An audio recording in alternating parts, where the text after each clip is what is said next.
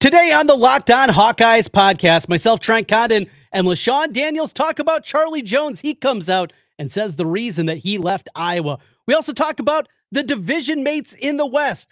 What does LeShun think of Wisconsin, Minnesota, Nebraska, and the rest? We'll do that all and a lot more as we count down to kickoff on the Locked On Hawkeyes podcast. Our Locked On Hawkeyes, your daily podcast on the Iowa Hawkeyes. Part of the Locked On Podcast Network, your team every day.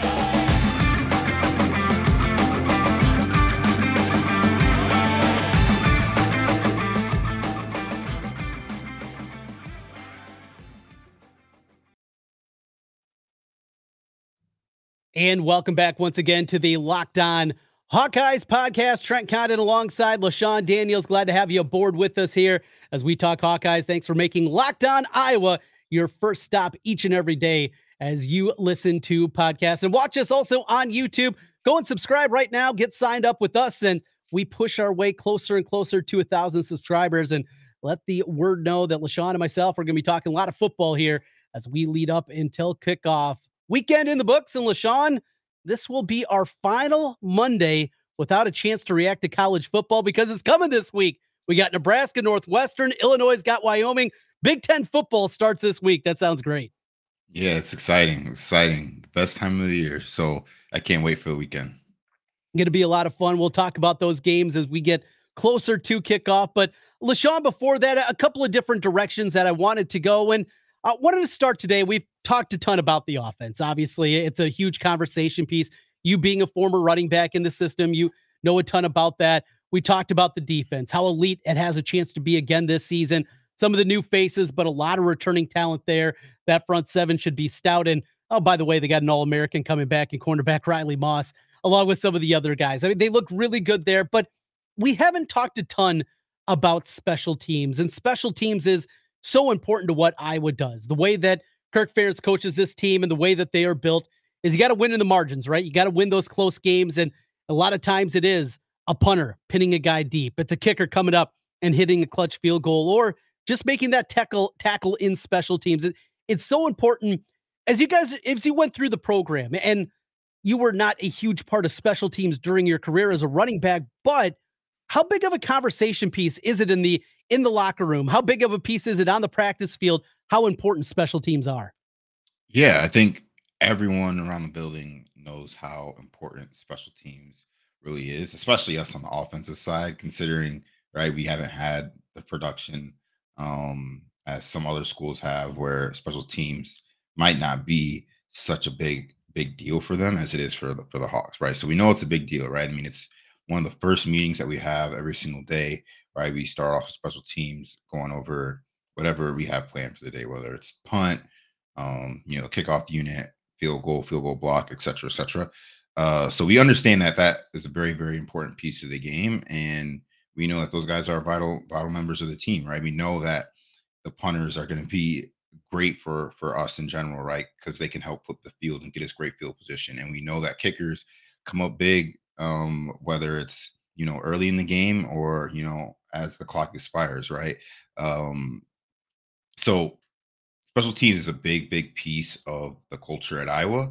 And it's one thing that Coach Ferentz always harps on, like, hey, we're going to be excellent in our strength conditioning, and we're going to be excellent on special teams, because for the most part, those are things that you can control pretty well, right? You don't have to be the most really talented person on the football field to be good in special teams or to go hard in strength conditioning.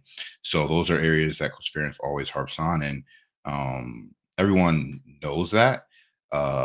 And that's a big part of the reason why, especially early in your career, a lot of people will try to get on special teams just so they can have another opportunity to play and show the coaches, like, hey, like, yeah, I can show those Iowa values and those other things so I can get on the football field and play the position that I actually want to play. It makes a lot of sense. An opportunity to get out there, get your feet wet, and especially for, a lot of those defensive guys, just ability to run down the field, make a tackle, those types of things. I also want to ask you a little bit, you guys had great kicking, Marshall Kane, what he did that season, though the struggles in 2015 with the extra points is still one of the most baffling things out there. But Marshall had such a strong leg. He was able to pound it out there and do a whole lot of things. What about kickers and punters, though? You're a football guy, right? You grew up in a football family. Those kickers and punters, they're a different kind of breed over there. I mean, did you guys rib them a little bit? How was the dynamic with those specialists? No, the specialists are cool. They're definitely an interesting group of characters. But no, they're all a pretty cool group. Obviously they like during practices, like they basically do their own thing on whatever field they're on, right? They'll be in like total opposite field away from everyone else, whether they're, practicing snaps or doing kicks or punts or whatever. And then we'll join the group. But I mean, they're a part of the team just like everyone else, right? I mean, they do all the strength conditioning, right? They do all that jazz, even though like they don't necessarily need it, right? It's not like they're going to be flying down the field on defense or on offense, right? But they take part in all that stuff. But obviously, yeah, they're definitely an interesting group of characters, and it's hard for me to describe it unless you're around them. Yeah. But no, they're always a good group and fun to be around for sure. That's awesome. Yeah. And a guy like Marshall Kane, I just remember back to, he was an athlete, right? I mean, he was not just a specialist. He's not some of the kickers that you think about that are they're frail, a little sickly looking out there. That dude was a little bit of a football player. He played pretty well back in high school. Yeah. He was really, really athletic. He was a pretty fast guy. I think he ran like a 4.6 or something like that at the combine. Like that's like unheard of for a kicker. So like, Marshall was a phenomenal athlete. Definitely whenever we would do like strength conditioning stuff, like he was always, one of the fastest semi-skill guys, right? So specialists worked out with the semi-skill. So that's like linebackers, fullbacks, tight ends. So yeah, he was always one of the fastest in their group because he's just an extremely athletic guy. All right. So that leads to a conversation about the here and now, right? About this kicking game. And your era, you had good kickers. Your senior year, all right, you lose Marshall Kane, and what happens? You get this little skinny freshman that comes in from North Carolina, and all he does is beat Michigan, right? I mean, kicking has not been a problem. I go back to the beginning of the Ferentz era and seeing that the struggles early on in Nate Kading and what he turned into becoming an All-American and winning the Groza Award. And it's been something that has been such a strength of the 24 years of Kirk Ferentz. Now they come into this year, and it sounds like that the freshman, Drew Stevens, another Carolina kid, has come in and has won this job. From where we were in spring to how it finished up at Kids Day practice, 15-15 in the kicks, him and Blom both were perfect on the day. It was a little concerning coming into the year, but now after seeing those guys, the leg appears to be there. My question becomes the mental side of it. For a freshman, you saw it with Keith when he came in there and hitting that kick, and he was just ready to go from the get-go. That mentality, how difficult is it for a freshman, not just to come in and play some football, but to be in that specialist role and know there's going to be games that very well could come down to his foot? Yeah. I mean, in general, right, it's tough for a freshman to play college football, right? I mean, it is what it is. Making that jump from high school to college, especially Power 5 college football is definitely not for the faint of heart, right? But I think that's part of the reason why kickers are kickers, right? I mean, that's that type of environment is something that they live for, right? Because you can't be a kicker and not have ice in your veins and kind of want the game to come down to that point in time where it's like, hey, I got to kick this, I got to make this kick to either tie us up or win the football game. Like, yeah, it takes definitely a special type of character to want to be a kicker and be in that position. And for a freshman to come in and obviously compete and possibly win the kicking job, right? That's no easy feat. So I'm sure Drew is going to be ready and locked in, and when he obviously has that opportunity, because we know we never win games and blowouts. So I mean, it's going to be close at some point in time, right? So I'm sure he'll be ready, and it's going to be a moment I'm sure he's been dreaming about for his entire life, right? At least when he started being a kicker, right? So I definitely think you can't be a kicker without having ice in your veins. So I'm never really actually worried about those guys when that situation comes up. Yeah, it's been very good. And there's something, did you have like a on staff? And I know things have certainly changed inside the program. And we've talked a lot about that in the past, about the program and some of the maybe evolution into the 21st century that we've seen out of the program as a whole. Did you guys have sports psychologists back when you were playing, guys like that? If something was going wrong on the playing field that you could talk to? Yeah, so we did have a person that we would go to. I never went. Yeah. Maybe I probably definitely should have. I mean, there's definitely times where I should have, but yeah, there is a person that the guys they can go and talk to, and uh it is confidential between I see the player and the psychologist. But yeah, the players do have a person that they can go to that's not going to just obviously relay their entire conversations and all their struggles to the coaches and everything. So yeah, that is a resource the players have. The very interesting part there. So special teams, we talked a lot about here. It's an important piece, and feel confident going in. Also feel so confident because LaVar Woods, who's my guy. Now, LaVar and I are also the same age, so maybe that's why I root for him. And remember watching him in high school, and he was an absolute stud. Played two-way football, the same high school that I played at. LaVar was a little bit different, but watching him play, the career that he had, the NFL career, he has been the guy that I have always wanted. If it's going to be an in-house candidate, I have been a longtime proponent that LaVar would be the guy internally to get the head coaching job. And one of the reasons for it is because of obviously the job that he has done, but secondly, the way he knows the program. And the third part is being a special teams coach. I think there's something very special about a special teams coach that has to have more of that almost head coach mentality, that CEO where you're overlooking a bunch of different things. It's not just defense, it's not just offense. It's that big overall view that LaVar has. And that's a guy that I really like. So tell me a little bit about what you know about LaVar Woods, and certainly the job he's done with special teams has been great. Yeah. Obviously, for starters, know that he's had a fantastic football career, right? Obviously, he's done it all right for guys that want to play football and want to do it at a high level, right? Like, there's not too many people on the Iowa staff that you could go to and talk to about it, right? Because he's done it all, right?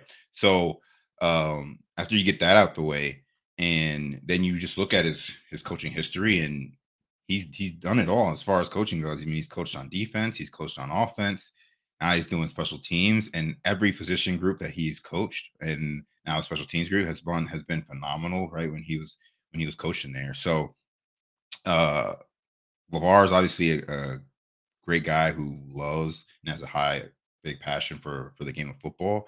And that's part of the reason why he's coached all these different positions and moved all around, because first off, he loves the game, and he loves Iowa. So he's doing whatever he can to be in a position to help the team move forward and be better. So I'm very excited for LaVar and his future career, whether he does become a head coach, whether it be at Iowa or at another program, even though we would love it to be at Iowa.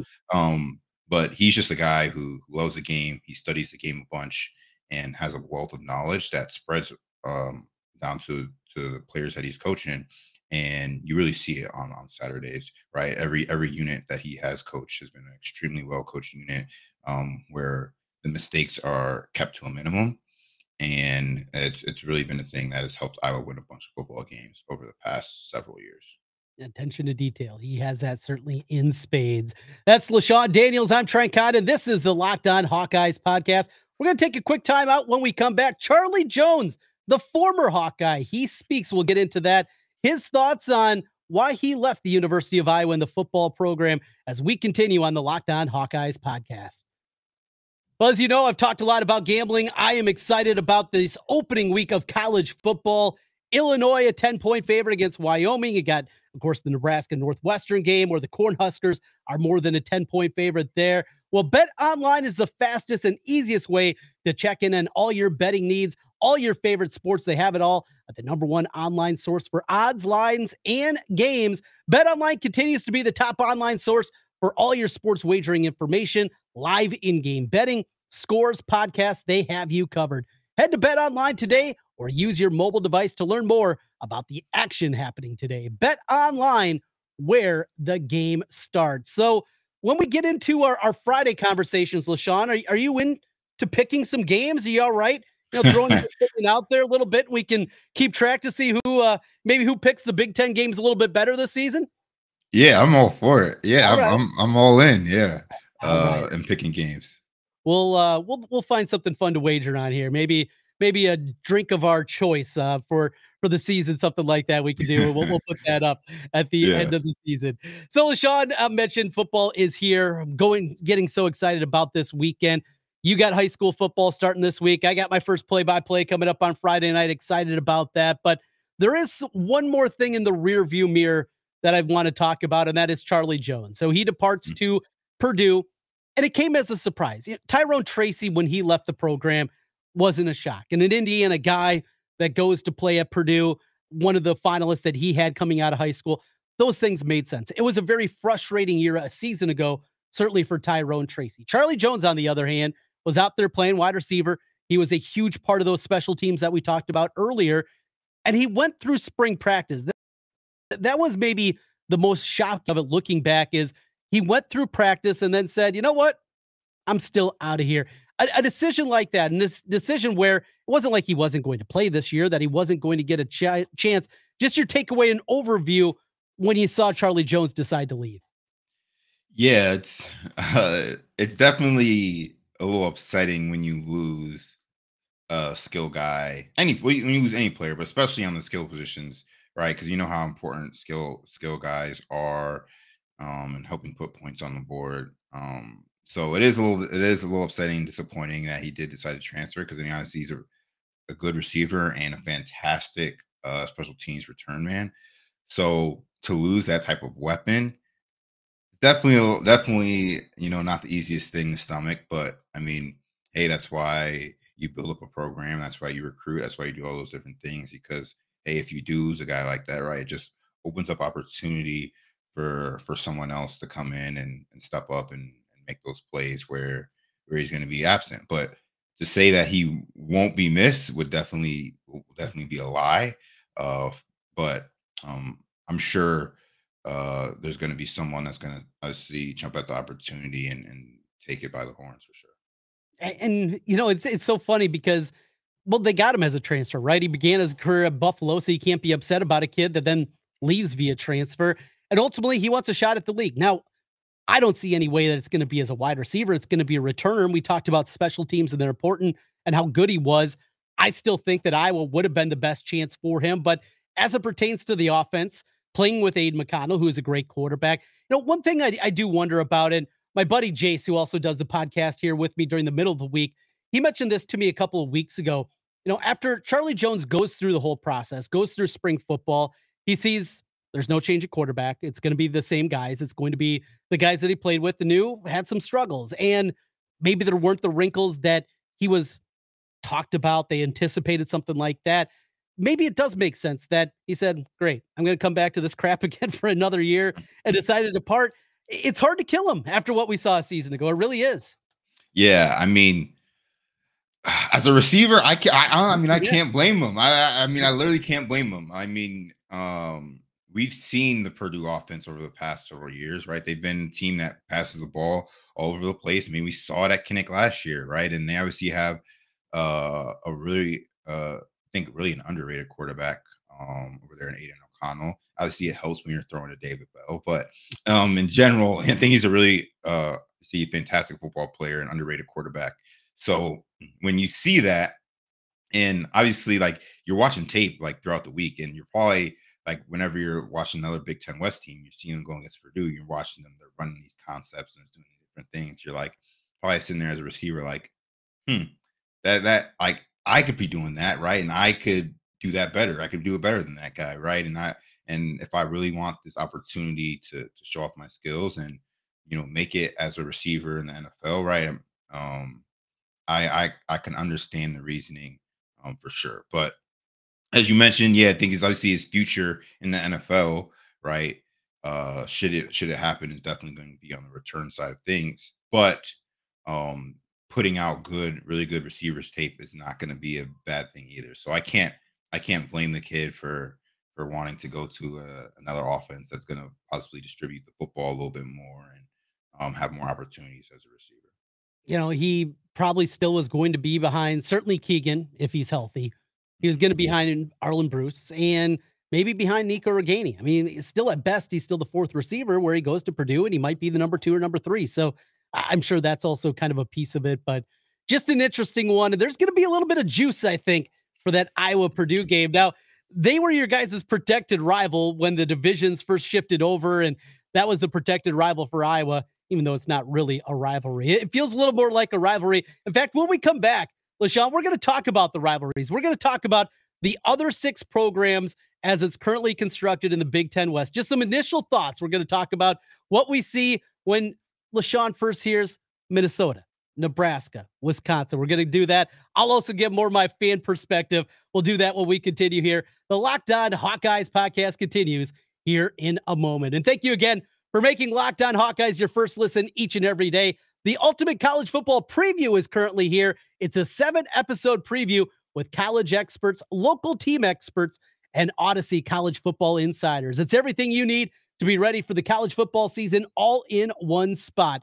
Search for Ultimate College Football Preview on your Odyssey app, YouTube, or wherever you get podcasts. Trent Condon, LeShun Daniels with you, wrapping things up, and let's fire through here. So, LeShun, first an overview.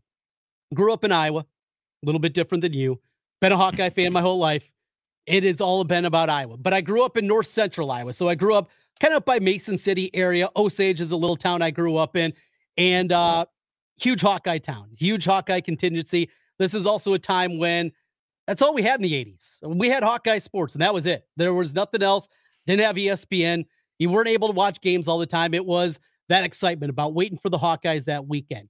So because of where I grew up, though, I had family in Minnesota. I also had family in Madison. But for me, the number one rivalry growing up, it was Minnesota. It was playing for a pig. You know, when you're a little kid and they play for a pig, how cool that was. So Minnesota, that's always the biggest rivalry for me. Wisconsin's another one, but we're going to kind of go through here. We're going to get your initial thoughts. In fact, let's start with my biggest rival, the Gophers. When you think of Minnesota, you think back of your playing days, what thoughts jump into your head? For starters, like I really was not a big fan of Minnesota at all, right? I just thought they were always a team who just thought their crap just didn't stink, right? No matter what type of year they were having, if they're having a bad year or a good year, right? That's just how they felt, right? And I feel like their fans kind of definitely feel the same way. So they're definitely a team that, you know, whenever we have the opportunity to beat them in practically anything, I'm just like yeah, I'm here for it. So that's kind of how I feel about them. Obviously, in football, right? They're going to play tough. That's pretty much all of our rivals, right? They're always going to play tough, but they never really match that Iowa intensity. I feel, even though they try to hype it up, you know, every single year, but they never really match our intensity. And the "We Hate Iowa" chant. I mean, did you guys crack up at that when you heard that? It cracks me up every time. I think it's a chant of endearment, right? They wish they could be Iowa, and they just can't. Yeah, I mean, that essentially, right? I mean, especially so like, and then like we used to just get tired of it because during the like Minnesota week, like they would be playing that chant like kind of constantly, like throughout the locker room or throughout the weight room, and then you kind of like you obviously like it gets to the point where like, okay, like this is enough, like we just gotta shut these guys up on Saturday. Yeah. So it is definitely a little corny for sure, but I get it, right? They want to emulate one of the better teams. So I understand it, but yeah, definitely not a fan at all. Well, with my tailgate group, when we go up to Minnesota, we always have a good time up there. And one of my buddies, what he loves to do is start chanting back at him, "Who hates Iowa? You hate Iowa," and point right in their face. And it's led to a couple of disagreements a time or two before or after some games. But at Minnesota, I love the rivalry. I love the pig. In fact, at the state fair, took the kids there yesterday and got to touch Floyd again, which is always good, and got a picture right next to him. Didn't get to carry him off a field like you have, but it felt pretty good. Let's go around here. We're going to go clockwise. Let's go over to Wisconsin. Another one. I have family in Madison. Went to that game a lot growing up. Now, when I was growing up, this is another thing. In the 80s, Wisconsin was brutal. They were terrible at basketball. They were bad at football until Barry Alvarez got there. Obviously, a different behemoth. When you went up against the Badgers, I'm sure you knew you're going to have to strap up that chin strap. Yeah. That's a program I've got a ton of respect for. They do a lot of things right. Right. They do a lot of stuff the right way. Right. And then when you go out there, when you know you're playing those guys, right, you're going to be in a physical 4-quarter battle the entire game. So and they're a program who very similar to us in the sense where they're like, we're going to force you guys to play our brand of football, right? And we're not changing it for anyone, no matter who we go against, right? And they show that every single weekend, every single Saturday, and it definitely shows every single time that we play them. And when I was in school, we obviously didn't have as much success against them, and we still kind of haven't had that much success against them.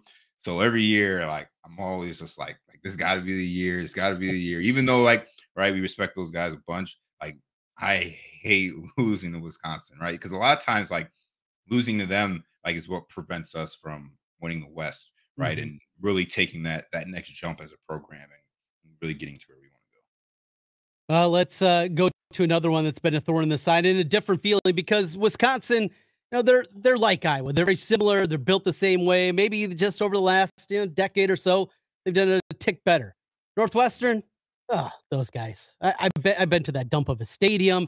I just shake my head. How do we lose to these guys? It just stinks. Yeah, I agree. I mean, it's like obviously I know that their coach is not a fan of us at all, and he always gets his guys up ready to play us. And when I was in school, we had a bunch of success against them. I think we only lost one time in my time there, but still, like, it's really frustrating whenever we do lose to them, because you're like, you look at the programs and you're like we're in another level, right? And we shouldn't be like, this isn't a team like that we should be dropping games against. But obviously they're a team with a great head coach who definitely gets the most out of his players for sure, and definitely does give us some fits a little bit, because I mean every now and again, right, you're going to get a really, really good Northwestern team like they were was it 3 years ago? Yep. Where they made the Big Ten title game. So yeah, I mean that's another tough football team. But it is very frustrating whenever we do drop a game to them, because you just look at it, you're just like there's no way. Like, there's no way. You just compare the programs. Like, that shouldn't be a team. That shouldn't be a team that beats us. And yet they find a way. Let's go downstate and go down to Illinois. Now, this was a big rivalry on the football field back in the day, LeShun, in fact, before your memories. And I think it might be coming back. I believe in Bielema that he's going to get the program. But when you guys saw Illinois on the schedule, was it just kind of ho-hum?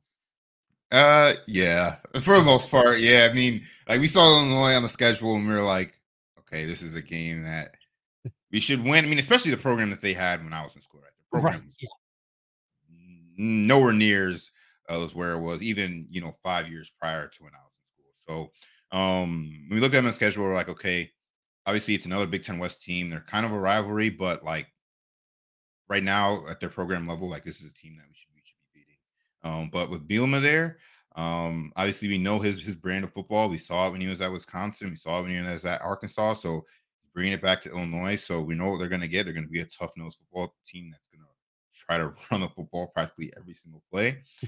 So that's definitely going to be another game we're going to have to start buckling up our chin straps for sure. But there's no team that we take lightly.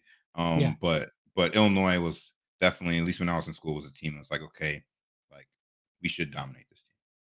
Purdue, you guys beat them in the snow to cap off the undefeated regular season, the Big Ten West Championship, before the finale at Nero was the last game of kick in 2015.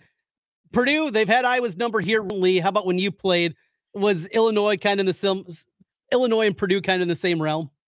Yeah, they're really in the same realm. So that's why this new era over the past few years is a little different. So it's definitely a little frustrating, and it's like people will come to me, whether it's like they know like I'm an Iowa guy, like like losing to Purdue and all this stuff, and I'm like, hey, when I was in school, that was a team that we never really worried about. Obviously, some things have changed. See, they're doing a great job over there, and they're building up that program for sure. But yeah, they were definitely in the same boat as Illinois. Final one, and we go to the other side, and that is over to the west side, and that is Nebraska. Nebraska, a brand for me growing up, was huge. So, LeShun, you remember probably the tail end maybe of the 90s. Do you even remember, I mean, them being a big time powerhouse, a real national player? What would that have been? Like 1990? So 96, 90. Yeah, 96 would have been their last national championship. And then they played for a national championship in the 2000 season. I think the 2001 national championship and just got absolutely obliterated. And for all intents and purposes, it was over at that point. Right. Yeah. Didn't they play like Miami? We did, yep. Yeah. I mean, we knew the kind of team that they had in the early 2000s, right? They had like NFL players like on their 4 deep. So yeah. Nebraska, I mean, obviously they got a history and they're a very, very storied program, but obviously over the past, 20 years, they haven't been at that level. And honestly, I haven't had really any issues with that team. And I kind of get the same vibe from them, from them as I get with Minnesota, where they kind of think that their crap doesn't stink. Because they're like, yeah, we're the storied program. You've had all these national titles, all et cetera, et cetera. But obviously they haven't been that way as of late. So whenever we play those guys, it's always like, hey, if we play our game, we don't make any mistakes, we're going to win every single time, because they're bound to make mistakes. It's things that they've shown every single year, honestly, since I've been in school, right? Whenever the games get tight, right, they kind of just fall apart. So obviously they're trying to build something, and it's really not getting built at all. Especially since their athletic director like disrespected Iowa or whatever when they fired Pelini and whatnot. So yeah, ever since that, like, like those guys, whenever we get a chance to dominate them, and which we do, whenever we play it, it's always good feeling.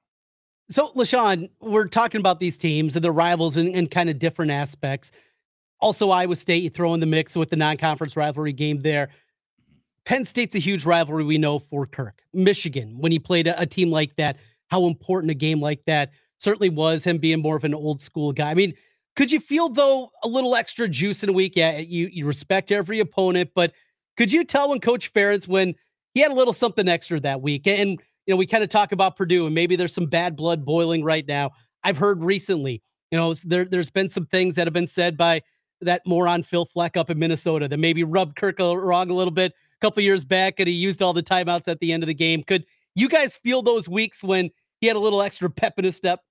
Oh yeah, you can definitely feel it. Like, you feel it that either Monday morning, like in the team meeting, or even you could even feel it Sunday, after whatever game we have, getting ready for the upcoming week. Like, whenever it was a rivalry week, or whenever we played like a blue blood team, like a Ohio State or Michigan, right? Like, or Penn State, right? Like, Coach Ferentz gets up for those games, and he's like you can definitely feel that energy, and it definitely radiates throughout the entire building.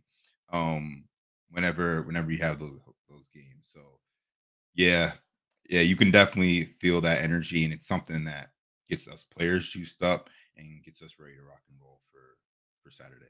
It's a lot of fun stuff. We go around the Big Ten West and get some thoughts there. I left the Buckeyes out. I know that's a different kind of conversation. Michigan, Penn State, those programs from the other side, but fun going through and fun reliving some memories with you also, LeShun. Well, we're getting closer and closer to football. So you just think 12 days away now from kickoff, as we'll see Iowa, South Dakota State. We got plenty more. LeShun, you going to be good again one more time later in the week? Yeah, I'm ready. We'll be ready to go. We'll continue breaking things down here on the Locked On Hawkeyes podcast. Well, we talked about everything going on across the Big Ten West. You can know what is happening across the Big Ten with Locked On Big Ten. Every day, host Nate Dickinson and local experts from Locked On take you across the Big Ten in 30 minutes. Make Locked On Big Ten your second listen every single day. That'll do it for the show here today. He's LeShun Daniels. I'm Trent Condon. We'll be back with you again tomorrow with a lot more Locked On Hawkeyes. Until then, go Hawks.